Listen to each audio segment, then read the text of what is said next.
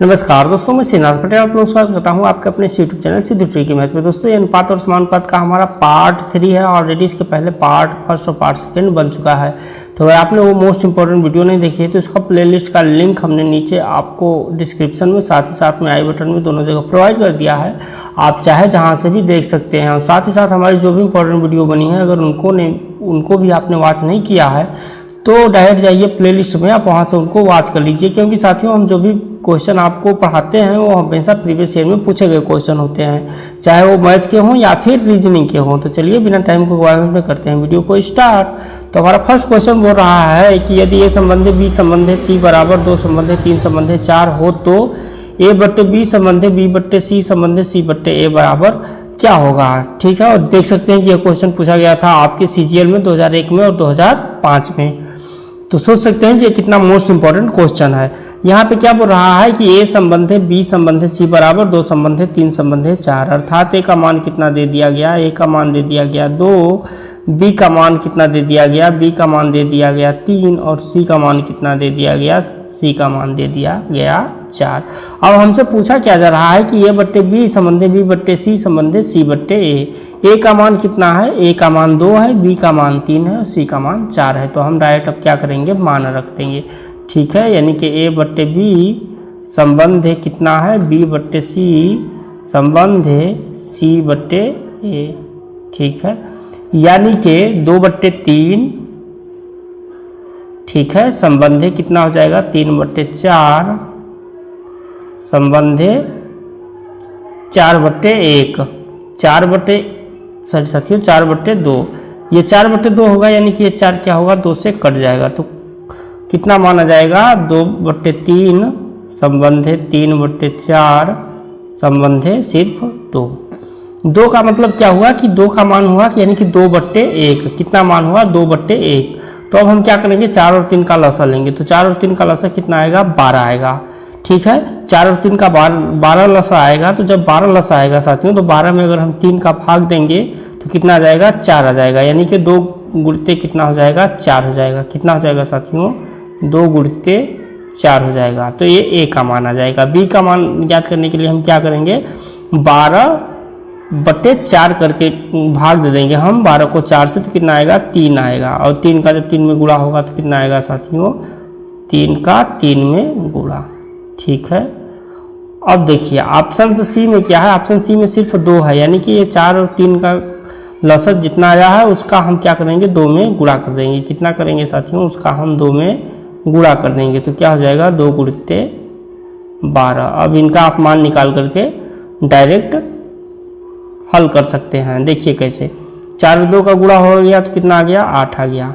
3 और 3 का गुणा हुआ तो 9 आ गया। और 12 और 2 का गुणा हुआ तो 24 आ गया। 8 संबंध है 9 संबंध है 24। ऑप्शन नंबर सी इसका करेक्ट आंसर हो जाएगा। उम्मीद करते हैं कि आपको क्वेश्चन समझ में आ गया होगा।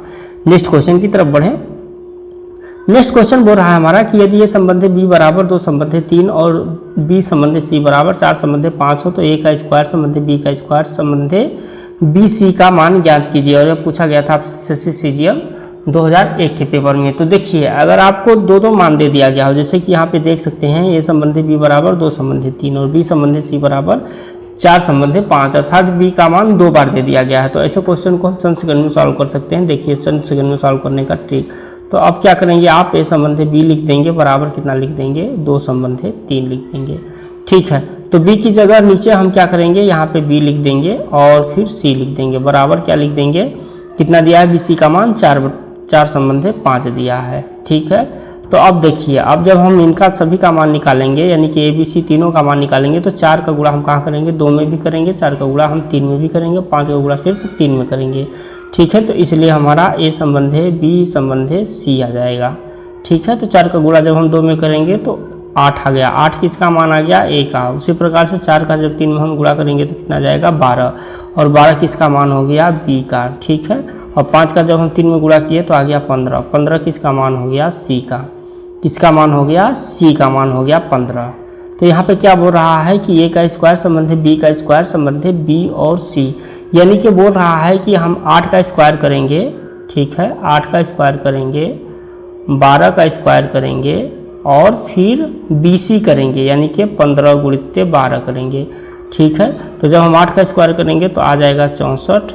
ठीक है साथियों, और जब हम 12 का स्क्वायर करेंगे तो कितना आ जाएगा, 12 पर हम 144, और जब हम 12 में 15 का गुणा करेंगे तो 12 15 में कितना होता है, 180। कितना होता है साथियों, 180। ठीक है, यानी कि 64 संबंधे 144 संबंधे 180। कितना आ गया साथियों, 64 संबंधे 144 संबंधे 180। अब आप इनको काट सकते हैं, तो तीनों मान क्या है, तीनों मान 4 से डिवाइडेड हैं, तो 16 चौका कितना होता है, 64 होता है।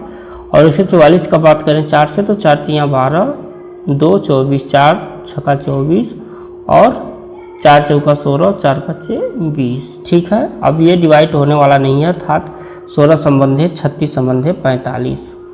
ठीक है, 16 संबंधे 36 संबंधे 45 ऑप्शन नंबर 20 का करेक्ट आंसर हो जाएगा। उम्मीद करते हैं कि आपको क्वेश्चन समझ में आ गया होगा। नेक्स्ट क्वेश्चन की तरफ बढ़े। नेक्स्ट क्वेश्चन बोल रहा है कि यदि 77 को 3 ऐसे भागों में बांटा जाए कि वे 1/3 संबंधे 1/6 के अनुपात में हो, तो बीच वाला भाग क्या होगा। तो बीच वाला भाग यहाँ पे कितना है साथियों, बीच वाला भाग है आपका ये 1/3 आपका बीच वाला भाग है। तो पहले तो हम क्या करेंगे, 3 और 6 का लसा लेंगे। तो 3 और 6 का लसा कितना हो जाता है साथियों, 3 और 6 का लसा कितना हो जाता है, 6 हो जाता है। तो एक में हम कितने का गुणा करेंगे, 6 का। ठीक है, और 3 का जब 6 में हम 3 का डिवाइड करेंगे तो कितना हो जाएगा, 2 हो जाएगा। और 6 का जब 6 में डिवाइड करेंगे तो 1 आ जाएगा। तो कितना मान आ गया, 6 संबंधे 2 संबंधे 1 आ गया। ठीक है, तो बीच वाला भाग हमसे पूछा जा रहा है। क्या पूछा जा रहा है साथियों, कि 78 को 3 ऐसे भागों में बांटना है जो कि 1/3 संबंधे 1/6 के अनुपात में हो, तो बीच वाला हमसे मान पूछा जा रहा है। ठीक है, क्या पूछा जा रहा है साथियों, बीच वाला हमसे मान पूछा जा रहा है। ठीक है, तो हमारा मान कितना आ गया, 6 संबंधे 2 संबंधे 1 आ गया। तो मध्य मान हमारा कितना हो गया, 2 हो गया। ठीक है, तो मध्य मान निकालने के लिए हम क्या करेंगे, 2 ये जो पूरा अनुपात है इनका योग हो जाएगा। ठीक है, मध्य मान निकालने के लिए हम क्या करेंगे, मध्य मान हमारा 2 है, तो बटे ये सबका अनुपात हम आपस में जोड़ देंगे, यानी 6 संबंधे 2 संबंधे 1 को आपस में जोड़ देंगे तो कितना हो जाएगा, 9 हो जाएगा। फिर 78 को हमको बांटना है, तो गुणित हम क्या करेंगे, 78 कर देंगे। क्या करेंगे, 78 कर देंगे साथियों। तो 78 क्या होगा, 78 ये आपके अगर बात करें डिवाइडेड नहीं है 9 से, ये डिवाइडेड किससे है, 3 से। तो 3 से आप इसको काट दीजिए, 3 3 के 9 और 3 दूना के 6 और 3 छक्का 18। तो 26 दूना कितना हो जाता है, 52 हो जाता है। कितना हो जाता है साथियों, 52/3। तो कितना हो गया, 17 3 51, यानी 17 से ही 1/3। कितना हो गया साथियों, 17 से ही 1/3। ऑप्शन नंबर सी इसका करेक्ट आंसर हो जाएगा। उम्मीद करते हैं कि आपको क्वेश्चन समझ में आ गया होगा। नेक्स्ट क्वेश्चन की तरफ बढ़े। नेक्स्ट क्वेश्चन बोल रहा है कि यदि ए प्लस बी संबंधे a माइनस डी बराबर 5 संबंधे 3 हो, तो a का स्क्वायर प्लस b का स्क्वायर संबंधे a का स्क्वायर माइनस b का स्क्वायर कितना होगा। और यह आपसे पूछा गया था एसएससी मल्टीटास्किंग परीक्षा 2011 में। तो देखिए आपको यहाँ पे a प्लस बी का मान दे दिया गया है, a माइनस बी का मान दे दिया गया है। तो इनको हम सॉल्व कर सकते हैं कैसे, तो देखिए a प्लस बी का मान कितना दिया गया है, 5 दिया गया है। ठीक है, और a माइनस बी का मान कितना दिया गया है, a माइनस बी का मान दे दिया गया है 3। ठीक है, जब हम इन दोनों समीकरण को जोड़ेंगे तो ये प्लस बी है और माइनस बी है, तो ये क्या हो जाएगा, ये कट जाएगा। और a क्या हो जाएंगे, आपस में जुड़ जाएंगे। और ये 5 और 3 भी आपस में जुड़ जाएंगे। तो a का मान कितना आ जाएगा, a का मान आ जाएगा 4। कितना आ जाएगा, a का मान आ गया हमारा 4। तो b का मान लाने के लिए आप समीकरण 1 में भी यहाँ भी रख सकते हैं, समीकरण b में भी रख सकते हैं। तो चलिए हम समीकरण a में रख देते हैं। तो a का मान कितना आ गया हमारा 4। ठीक है, प्लस b बराबर 5। ठीक है, तो ये 4 का पक्षांतर होगा तो 5 माइनस 4 हो जाएगा। तो b का मान कितना आ जाएगा साथियों, 5 माइनस 4 बराबर कितना आ गया, 1 आ गया। ठीक है, a का मान 4 और b का मान कितना आ गया, 1 आ गया। ठीक है, तो अब हमको मान रखना है, यहाँ पे a का स्क्वायर बोला गया है, यानी कि 4 का स्क्वायर प्लस b का स्क्वायर है, तो यानी कि 1 का स्क्वायर, यानी कि 4 का स्क्वायर कितना हो गया, 16 प्लस 1। ठीक है, 16 प्लस 1। ठीक है साथियों, 16 प्लस 1 संबंधी क्या हो जाएगा, a का स्क्वायर माइनस b का स्क्वायर, तो यानी कि 4 का स्क्वायर यानी कि 16 माइनस 1, तो कितना हो गया, 17 संबंधे 15 हो गया। कितना हो गया साथियों, 17 संबंधे 15 हो गया। ऑप्शन नंबर ए इसका करेक्ट आंसर हो जाएगा। उम्मीद है कि आपको क्वेश्चन समझ में आ गया होगा। नेक्स्ट क्वेश्चन की तरफ बढ़े। नेक्स्ट क्वेश्चन है हमारा साथियों कि ए बी की मासिक आय 5:6 के अनुपात में तथा उनकी मासिक व्यय का अनुपात 3:4 है। यदि वे प्रति माह क्रमशः 1800 और 1600 रुपये की बचत करते हों तो बी की मासिक आय ज्ञात कीजिए। और आपसे पूछा गया था एसएससी सीजीएल परीक्षा 2001 में। तो यहाँ देखिए क्या बोल रहा है कि ए की मासिक आय 5:6 के अनुपात में है, यानी कि हम क्या करेंगे, मासिक आय उनकी 5x और 6x मानेंगे। क्या मानेंगे साथियों, 5x और 6x। उसी प्रकार से हम उनकी मासिक व्यय का अनुपात 3:4 है, तो उनकी मासिक व्यय हम क्या मानेंगे, 3y.4y। ठीक है, तो मासिक आय उनकी कितनी है 1800 और व्यय कितनी है 1600 साथियों। तो हम क्या करेंगे कि उनकी जो मासिक आय और व्यय है उनको एक ही में घटाएंगे, तब तो हमारा बचत आ जाएगा। जैसे कि अगर हम बात करें एक की, जैसे कि 5x है, ठीक है, -3y बराबर कितना 1800। उसी प्रकार से 6x -4y बराबर कितना हो जाएगा साथियों, बराबर हो जाएगा 1600। ठीक है, तो देखिए अब हम क्या करेंगे, समीकरण 1 में हम 4 से गुणा कर देंगे। ये मान लीजिए कि हमारा समीकरण 1 हो गया और ये क्या हो गया, समीकरण 2 हो गया। ठीक है, यानी कि 5x - 3y बराबर 1800 समीकरण 1 हो गया, 6x - 4y बराबर 1600 समीकरण 2 हो गया।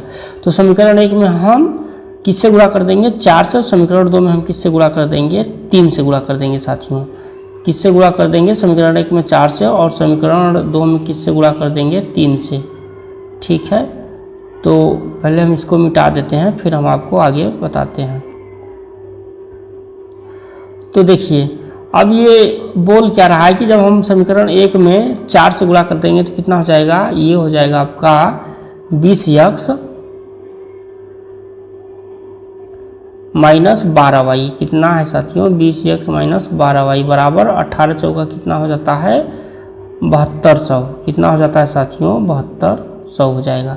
उसी प्रकार से अगर हम समीकरण 2 में जब 3 से गुणा करेंगे तो कितना हो जाएगा, 36 के 18, यानी कि 18x - 12y बराबर 16 3 या 48। ठीक है, तो क्या करेंगे, ये 12x और 12y को काट देंगे। ठीक है, 12y - 12y को काट देंगे और 20x में से 18x जब हम घटाएंगे तो कितना हो जाएगा साथियों, 2x बराबर कितना हो जाएगा, 72 में से 48 किया तो 24 आया, 2400। तो x का वैल्यू कितना आ गया, x का वैल्यू आ गया 1200। कितना आ गया, 1200 आ गया। तो हमसे b की मासिक आय पूछा जा रहा है, तो b की मासिक आय कितनी है साथियों, 6x है। कितनी है, 6x है, यानी कि 12 गुणित्य 6 कर देंगे, 1200 गुणित्य 6 कर देंगे। कितना कर देंगे साथियों, 1200 गुणित्य 6 कर देंगे। तो 12 6 का कितना होता है, 72।